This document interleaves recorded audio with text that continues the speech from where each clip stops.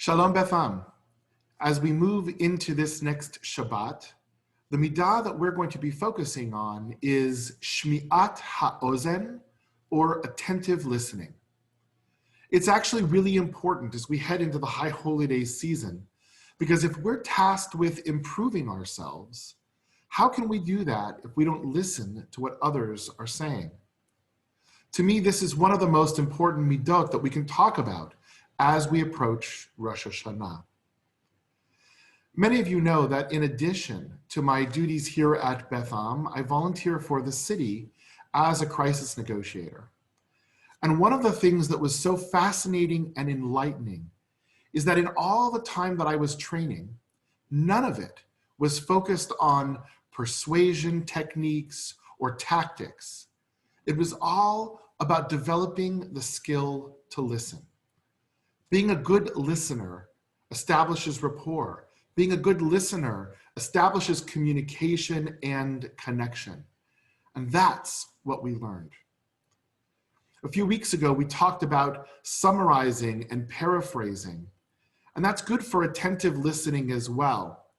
But the real skill that we need to develop if we want to be good listeners is to ask open-ended questions. By asking open-ended questions, it allows for the other person to speak, to share, to add in. It allows them to fill in those parts that we may not have understood or that we may have missed. It also shows them that you're actually listening to what it is that they're saying as you follow up with those questions. My friends, listening is the basis of our tradition. Shema Yisrael, Adonai Eloheinu, Adonai Echad. Listen, hear, O Israel. Being able to hear so that we truly understand what God is asking of us is the basis of who we are as Jews.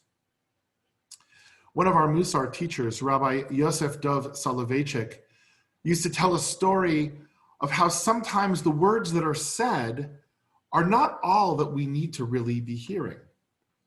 He said that a man came to him and asked him a halachic question, a legal question, whether or not he could use milk for the 4 cups of wine during the Passover Seder. The rabbi asked him if he was ill and why it was that he wanted to use milk. He said, no, he wasn't ill. Milk was just less expensive than wine was.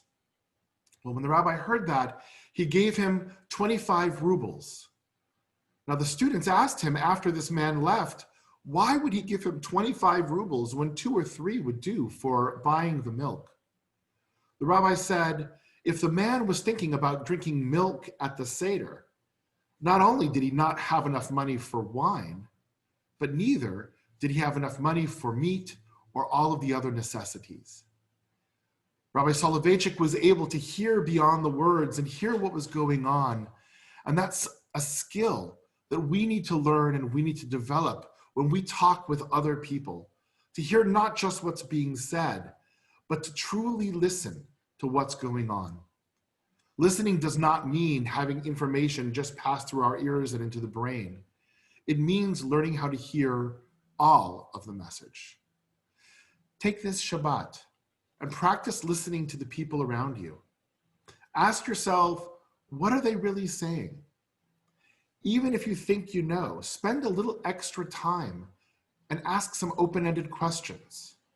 You may be surprised by the difference of what you thought you knew and what you actually hear. Shabbat Shalom.